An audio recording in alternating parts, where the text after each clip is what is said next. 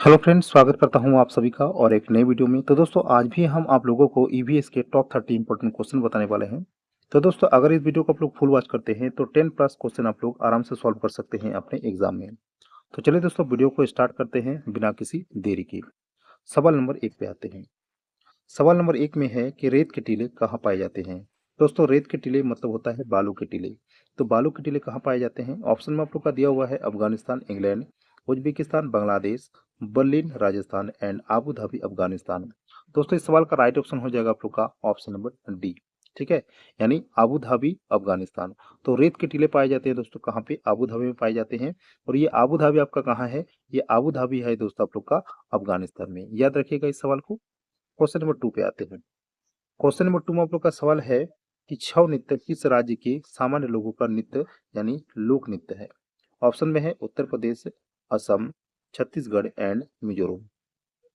Right option हो जाएगा दोस्तों ऑप्शन नंबर सी यानी छत्तीसगढ़। देखिए दोस्तों छऊ नृत्य जो लोक नृत्य है दोस्तों वो आप लोग का वेस्ट बंगाल का है। ठीक है, एक हो गया दोस्तों झारखंड का है और तीसरा हो गया दोस्तों उड़ीसा। तो ये तीनों राज्यों का दोस्तों क्या है? लोक नृत्य है छऊ नृत्य। ठीक है, और यहाँ पर दोस्तों अगर आंसर की बात करें तो यहाँ पर इसका आंसर हो जाएगा आप लोग का छत्तीसगढ़। क्वेश्चन नंबर 3 पे आते हैं। क्वेश्चन नंबर 3 की अगर बात करें दोस्तों तो 3 में सवाल है कि नीचे दिए गए उस मिलान को चुनिए जो तदन रूपी खाद्य वस्तुओं के संरक्षण के सही ढंग को प्रदान नहीं करता है। ऑप्शन में है सेब मुरब्बा, दूध पनीर, कच्चा आम अचार एंड दाल पापड़। इस क्वेश्चन का राइट ऑप्शन यहाँ पे हो जाएगा ऑप्शन नंबर बी यानी दूध पनीर। दूध से पनीर तो बनता है लेकिन दोस्तों अगर संरक्षण की बात करें, सुरक्षित की बात करें तो ये ज़्यादा देर तक ये सही नहीं रहता है। ठीक है, तो यहाँ पर हमको क्या करना है दोस्तों? सही ढंग को प्रदान नहीं करता है वो कौन? दूध से पनीर का बनना। क्वेश्चन नंबर 4 पे आते हैं। क्वेश्चन नंबर 4 में सवाल है कि कन्नौज एक जिला है जो समस्त भारत में इत्र के लिए प्रसिद्ध है। इत्र जिसे आप लोग क्या कहते हैं दोस्तों? परफ्यूम कहते हैं। तो इत्र के लिए प्रसिद्ध है दोस्तों कौन सा? कन्नौज। ठीक है, कन्नौज जो कि एक जिला है ये इत्र के लिए प्रसिद्ध है। और यह जिला किस राज्य का भाग है? ऑप्शन में आप लोग का है हरियाणा, उत्तराखंड, उत्तर प्रदेश एंड बिहार। दोस्तों इस सवाल का राइट ऑप्शन यहाँ पे हो जाएगा ऑप्शन नंबर सी यानी उत्तर प्रदेश। तो उत्तर प्रदेश में दोस्तों कन्नौज जिला है, याद रखिएगा। क्वेश्चन नंबर 5 पे आते हैं। क्वेश्चन नंबर 5 में आप लोग का सवाल है कि देश के किस भाग में लोगों के रहने के लिए बने तिकोने टेंट को रेबो कहते हैं? सही बात है। और जानवरों को रहने के स्थान को लेखा कहते हैं। ऑप्शन में आप लोग का है अरुणाचल प्रदेश, मेघालय, लेह और लद्दाख एंड चौथा में है दोस्तों आप लोग का जम्मू और कश्मीर। दोस्तों इस सवाल का राइट ऑप्शन यहाँ पे हो जाएगा ऑप्शन नंबर सी यानी लेह और लद्दाख। ठीक है, क्वेश्चन नंबर 6 पे आते हैं। 6 में आप लोग का सवाल क्या है दोस्तों कि गांव में यह देखना साधारण है कि महिलाएं अनाज में से भूसी कैसे निकालती है। आपने देखा होगा कि महिलाएं किस तरह से अनाज से भूसी निकालती है। इस विधि को क्या कहा जाता है? ऑप्शन में है छानना, दूसरा में है दोस्तों हाथ से चुनना, तीसरा में है निष्पादन या तो फटकना एंड चौथा में आप लोग का है थ्रेसिंग या तो गाहना। राइट ऑप्शन हो जाएगा इस सवाल का दोस्तों ऑप्शन नंबर सी यानी निष्पादन, जिसका हिंदी मीनिंग है तो दोस्तों फटकना। ठीक है, क्वेश्चन नंबर 7 पे आते हैं। 7 में आप लोग का सवाल है दोस्तों कि बिहार राज्य के लोगों के लिए मधुमक्खी पालन की प्रक्रिया शुरू करने का सर्वोत्तम समय कौन सा होता है? ऑप्शन में है अक्टूबर से दिसंबर, अप्रैल से सितंबर, मार्च से जून एंड जनवरी से मार्च। तो दोस्तों मधुमक्खी पालने की जो प्रक्रिया होता है वो सर्वोत्तम समय दोस्तों माना जाता है ऑप्शन नंबर ए यानी अक्टूबर से लेकर दिसंबर के बीच। ठीक है, क्वेश्चन नंबर 8 पे आते हैं। 8 में आप लोग का सवाल है दोस्तों कि सर्दियों में दादी अक्सर निम्नलिखित के घोल से त्वचा को रूखेपन से बचाने के लिए उपयोग करती है। क्या उपयोग करती है दोस्तों रूखेपन से बचाने के लिए? ऑप्शन में है गुलाब जल और आंसू जल, ऑप्शन बी में है गुलाब जल, ग्लिसरीन और नींबू का रस, तीसरा में है दोस्तों नींबू का रस और दूध एंड चौथा में है दोस्तों गुलाब जल और सिरका। राइट ऑप्शन हो जाएगा इस सवाल का ऑप्शन नंबर बी यानी दादी यूज करती है दोस्तों कि किस किस का? गुलाब जल का, ग्लिसरीन का और नींबू का रस का, जिससे उसकी त्वचा का जो रूखेपन है दोस्तों उसका यूज करने से वो क्या हो जाता है? खत्म हो जाता है। ठीक है, क्वेश्चन नंबर 9 पे आते हैं जो कि बहुत इंपॉर्टेंट है। 9 में सवाल है कि 2018 में जारी भारत में बाघों की स्थिति रिपोर्ट के अनुसार भारत में करीब कितने बाघ थे? ऑप्शन में है 2500, 3000, 2260 एंड चौथा में दोस्तों आप लोग का 2950। दोस्तों इस सवाल का राइट ऑप्शन हो जाएगा आप लोग का ऑप्शन नंबर बी यानी 2018 में जारी भारत में बाघों की स्थिति रिपोर्ट के अनुसार दोस्तों भारत में बाघ की संख्या था कितना, 3000। क्वेश्चन नंबर 10 पे आते हैं। 10 में आप लोग का सवाल है दोस्तों कि हाथियों के बारे में निम्नलिखित कथन सत्य है। कौन कौन सा कथन यहाँ पर सत्य हो जाएगा। पहला आप लोग का है कि हाथियों का पेट बेलनाकार आकार का होता है, ये आप लोग का सही है। ऑप्शन बी में है कि हाथियों की सूंड कई दिशाओं में फैलने, सिकुड़ने और हिलने में सक्षम होती है, ये भी दोस्तों आप लोग का क्या हो जाएगा, सही हो जाएगा। तीसरा की अगर बात करें दोस्तों तो हाथी के पैरों की अनोखी संरचना उसे आसमान, भूभाग और दलदली भूमि पर सुरक्षित आवागमन में सक्षम बनाती है। और ऑप्शन बी में है दोस्तों आप लोग का उपयुक्त सभी। दोस्तों हाथियों के बारे में यहाँ पर जो 3 कथन आपने देखे कि सभी के सभी आप लोग का सत्य हो जाएगा, तो ऑप्शन नंबर डी के साथ हम लोग यहाँ पर चल जाएंगे। ठीक है, क्वेश्चन नंबर 11 पे आते हैं। 11 में आप लोग का सवाल है दोस्तों कि बेमेल को छांटे। बेमेल अब क्या क्या है दोस्तों, यानी बिजोड़ को छांटना है। ऑप्शन में है अजगर 10 घंटे, बाघ 16 घंटे, गाय 4 घंटे, चमगादड़ 19 घंटे। दोस्तों यहाँ पर जो है ये जानवरों के नींद के बारे में दिया गया है। ठीक है, यहाँ पर जो दोस्तों आप लोग का दिया हुआ है चमगादड़ 19 घंटे, ये आप लोग का सही है। गाय भी 4 घंटे ही सोती है, बाघ भी दोस्तों आप लोग का 16 घंटे ही सोती है।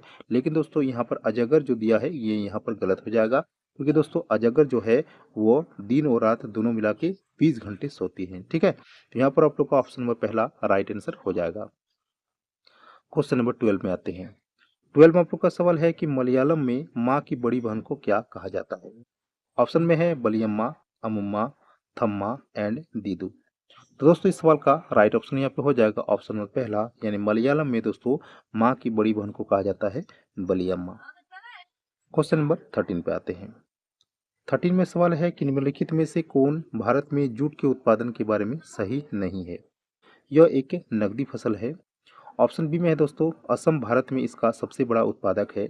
सी में है दोस्तों यह मुख्य रूप से भारत के उत्तर पूर्वी राज्यों में उगाया जाता है। डी में है कि बांग्लादेश पूरी दुनिया में इसका सबसे बड़ा उत्पादक है। दोस्तों यहाँ पर एक को छोड़ के, ठीक है, एक के छोड़ के यहाँ पर सब सही है। और वो क्या है दोस्तों गलत वाला, वो आप लोग का हो जाएगा ऑप्शन नंबर बी, यानी असम भारत में इसका सबसे बड़ा उत्पादक है, ये आप लोग का रॉन्ग हो जाएगा। और चूंकि हमको दोस्तों सही नहीं है बोला है क्वेश्चन में, तो इसका आंसर दोस्तों आप लोग का बी आंसर हो जाएगा। ठीक है, क्वेश्चन नंबर 14 में आते हैं। 14 में आप लोग का सवाल है दोस्तों कि निम्नलिखित कथनों में से कौन चावल के बारे में सही नहीं है। ऑप्शन में है कि चीन दुनिया में इसका सबसे बड़ा उत्पादक है। ऑप्शन बी में है इसका प्रमुख निर्यातक भारत है। सी में है दोस्तों कि इसके लिए 15-27 डिग्री सेल्सियस के बीच तापमान की जरूरत होती है। एंड डी में है दोस्तों ए और सी दोनों। दोस्तों इस क्वेश्चन का जो राइट आंसर हो जाएगा वो आप लोग का हो जाएगा ऑप्शन नंबर डी, यानी ए और सी आपका सही हो जाएगा। ठीक है, तो यहाँ पर दोस्तों आप लोग का बी जो है यानी इसका प्रमुख निर्यातक भारत है, ये आप लोग का क्या है दोस्तों रॉन्ग है। तो आपका ए और सी सही हो जाएगा। ठीक है, क्वेश्चन नंबर 15 पे आते हैं। 15 में आप लोग का सवाल है दोस्तों कि एक पारिस्थितिकी तंत्र के माध्यम से ऊर्जा और कार्बन प्रवाह सौर ऊर्जा के साथ शुरू होता है, सही है। निम्नलिखित दृश्यों में से कौन सा एक पारिस्थितिक तंत्र के माध्यम से ऊर्जा के समुचित प्रवाह को दर्शाता है। ऑप्शन में है सौर ऊर्जा उपभोक्ता अपघटक। ऑप्शन बी में है सौर ऊर्जा उत्पादक उपभोक्ता। सी में है दोस्तों सौर ऊर्जा उत्पादक अपघटक एंड डी में है दोस्तों सौर ऊर्जा अपघटक अपमार्जक। दोस्तों इस सवाल का राइट ऑप्शन यहाँ पे हो जाएगा ऑप्शन नंबर पहला, यानी सौर ऊर्जा उपभोक्ता और अपघटक। ठीक है, क्वेश्चन नंबर 16 पे आते हैं। 16 में सवाल है कि मेधा पाटेकर किससे संबंधित है। ऑप्शन में है टिहरी बांध आंदोलन, गोदावरी बांध आंदोलन, स्वच्छ गंगा आंदोलन एंड नर्मदा आंदोलन। दोस्तों इस सवाल का राइट ऑप्शन यहाँ पे हो जाएगा ऑप्शन नंबर डी, यानी नर्मदा आंदोलन। तो मेधा पाटेकर दोस्तों किससे संबंधित है, नर्मदा आंदोलन से। Question number 17। 17 में आप लोग का सवाल है कि बंगरी, ठीक है, बंगारी मथाई एक प्रसिद्ध डैश है। क्या है कि केन्या के पर्यावरणविद और राजनीतिक कार्यकर्ता। ऑप्शन बी में है संयुक्त राज्य अमेरिका के संगीतकार। सी में है दोस्तों कि अर्थशास्त्री जिन्होंने विश्व बैंक के लिए काम किया एंड डी में है दोस्तों मानव अधिकार। दोस्तों इस सवाल का राइट ऑप्शन यहाँ पे हो जाएगा कि बंगारी मथाई एक प्रसिद्ध केन्या के पर्यावरणविद और राजनीतिक कार्यकर्ता है, यानी ऑप्शन नंबर ए इस क्वेश्चन का राइट आंसर हो जाएगा। क्वेश्चन नंबर 18 पे आते हैं। 18 में आप लोग का सवाल है कि सलीम अली डैश के क्षेत्र से संबंधित है। ऑप्शन में है पर्यावरण, ऑप्शन बी में है चित्र, ऑप्शन सी में है फिल्म उद्योग एंड डी में है दोस्तों आप लोग का संगीतकार। राइट ऑप्शन हो जाएगा इस सवाल का ऑप्शन नंबर पहला, यानी सलीम अली दोस्तों पर्यावरण के क्षेत्र से संबंधित है, यानी रिलेटेड है। क्वेश्चन नंबर 19 में सवाल है कि 22 अप्रैल को मनाए जाने वाले पृथ्वी दिवस की शुरुआत कब से हुई थी। पृथ्वी दिवस दोस्तों 22 मार्च को मनाया जाता है, 22 अप्रैल को मनाया जाता है, सॉरी, ठीक है। और 22 अप्रैल को मनाया जाता है पृथ्वी दिवस। तो ये जो शुरुआत हुआ था दोस्तों, पृथ्वी दिवस मनाने की जो शुरुआत हुआ था, ये कब हुआ था? ऑप्शन में है 1960 को, 1965 को, 1970 को एंड 1972 को। तो इस सवाल का राइट ऑप्शन यहाँ पे हो जाएगा ऑप्शन नंबर सी, यानी 1970 से दोस्तों शुरू हुआ था पृथ्वी दिवस की। क्वेश्चन नंबर 20 पे आ गए।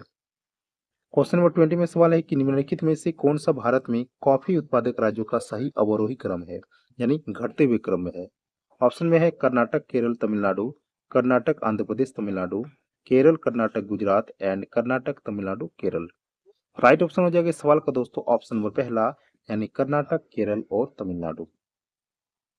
क्वेश्चन नंबर 21 में सवाल है कि निम्नलिखित कथनों में से कौन सही नहीं है। ऑप्शन में है कि मेवे की खेती फलों की खेती से संबंधित है। ऑप्शन बी में है वृक्ष विज्ञान का संबंध सौंदर्य प्रयोजनों के लिए पेड़ों को बढ़ाने और उनकी देखभाल करने से संबंधित है। ऑप्शन सी में है बागवानी कृषि की एक शाखा है जो केवल फलों की खेती से संबंधित है। एंड दोस्तों डी में आप लोग का है पीसी कल्चर शहद उत्पादन से संबंधित है। ये दोस्तों इसका रॉन्ग हो जाएगा, क्योंकि दोस्तों पीसी कल्चर जो है वो मत्स्य पालन से संबंधित है। तो यहाँ पर आप लोग का ऑप्शन नंबर डी राइट गलत हो जाएगा। और यहाँ पर दोस्तों चूंकि क्वेश्चन पूछा है कि सही नहीं है, तो ये वाला आप लोग का सही नहीं है, ठीक है। बाकी आप लोग का ए, बी और सी ये आप लोग का तीनों सही हो जाएगा। क्वेश्चन नंबर 22, विश्व वानिकी दिवस कब मनाया जाता है? 20 मार्च को, 21 मार्च को, 24 मार्च को या फिर 1 अप्रैल को? दोस्तों विश्व वानिकी दिवस मनाया जाता है ऑप्शन नंबर बी, यानी 21 मार्च को। क्वेश्चन नंबर 23 में आते हैं। 23 में सवाल है कि एनीमोमीटर किसका मापन करता है? वातावरण में कार्बन डाइऑक्साइड की तीव्रता का, पवन वेग का, वातावरण में सभी गैसों की तीव्रता का एंड डी में दोस्तों ओजोन परत रिक्तीकरण की दर का। राइट ऑप्शन हो जाएगा इस सवाल का दोस्तों ऑप्शन नंबर बी, यानी पवन वेग का। तो एनीमोमीटर पवन वेग का मापन करता है, यानी मेजर करता है। क्वेश्चन नंबर 24 पे आ गए। ई वेस्ट में पाए जाने वाले विषाक्त पदार्थ एवं मानव पर पड़ने वाले कुप्रभाव कौन कौन से हैं? ऑप्शन में है फेफड़े का कैंसर, डीएनए की क्षति, ब्रेन एंड डी में है दोस्तों उपयुक्त सभी। राइट ऑप्शन हो जाएगा इस सवाल का ऑप्शन नंबर डी, यानी उपयुक्त सभी। क्वेश्चन नंबर 25 में सवाल है दोस्तों। 25 में आप लोग का सवाल है कि निम्नलिखित में से कौन सा विषाक्त तत्व ई वेस्ट में नहीं पाया जाता? ऑप्शन में है mercury, cadmium, neon and lead. Right option हो जाएगा इस सवाल का ऑप्शन नंबर सी, यानी नियान, जो कि विषाक्त तत्व ई वेस्ट में नहीं पाया जाता। क्वेश्चन नंबर 26 पर आगे। 26 में सवाल है कि निम्नलिखित झीलों और राज्यों में से कौन सा सुमेलित नहीं है? ऑप्शन में है आंध्र प्रदेश कोल्लेरू, ऑप्शन बी में है असम दीपुर, सी में है दोस्तों ओडिशा भीतर कनिका एंड डी में है गुजरात भोज। राइट ऑप्शन हो जाएगा इस सवाल का ऑप्शन नंबर बी, यानी असम दीपुर, जो कि दोस्तों सुमेलित नहीं है। क्वेश्चन नंबर 27 पे आगे। निम्न में से कौन सा व्यक्तित्व चिपको आंदोलन से संबंधित है? ऑप्शन में है मेधा पाटेकर, सलीम अली, सुंदरलाल बहुगुणा एंड डी में है दोस्तों M S Swaminathan. Right option हो जाएगा इस सवाल का ऑप्शन नंबर सी, यानी सुंदरलाल बहुगुणा, जो कि दोस्तों चिपको आंदोलन से संबंधित है। क्वेश्चन नंबर 28 पे आ गए। 28 में सवाल है कि सूर्य से निकलने वाली ऊर्जा पृथ्वी पर किस रूप में पहुंचती है?